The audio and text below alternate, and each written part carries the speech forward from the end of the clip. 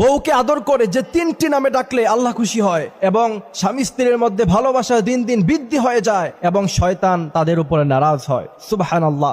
বউকে আদর করে এই তিনটি নামে সবসময় ডাকবেন। আল্লাহ রাসূল সাল্লাল্লাহু আলাইহি ওয়াসাল্লাম আম্মা জানা আয়েশা রাদিয়াল্লাহু তাআলা আনহাকে এই তিনটি নামে তিনি কিন্তু ডাকতেন। আমার ভাইরা, আজকে বিয়ে হওয়ার পরে মডার্ন যুগ, স্ত্রীকে জান বলে ডাকে, তারপর আর কি যেন বেবি বলে ডাকে, অথচ আল্লাহ রাসূল সাল্লাল্লাহু আলাইহি ওয়াসাল্লাম একজন স্বামী হিসাবে ছিলেন সবচাইতে ভালো স্বামী। আম্মা জান আয়েশা রাদিয়াল্লাহু তাআলা আনহা বলতেন, আল্লাহ রাসূল সাল্লাল্লাহু আলাইহি ওয়াসাল্লাম আমাদেরকে যে ভালোবাসা, যে মহব্বত দিয়েছেন, পৃথিবীর কোন স্বামী তার স্ত্রীকে এত বেশি ভালোবাসতে পারে বলে আমার কাছে মনে হয় না। আম্মা জান আয়েশা রাদিয়াল্লাহু তাআলা আনহা বলছেন, আল্লাহ রাসূল সাল্লাল্লাহু আলাইহি ওয়াসাল্লাম আমাকে প্রথমে ডাকতেন হুমাইরা বলে। হুমাইরা শব্দের অর্থ হচ্ছে লাল ধরনের একটা দামি পাখি। দ্বিতীয় নম্বরে আপনি চাইলে আপনার স্ত্রীকে তার বাবার নাম ধরে ইবনাতুন শব্দ লাগিয়ে আপনি আপনার স্ত্রীকে ডাকতে পারেন। তৃতীয় নম্বরে আল্লাহ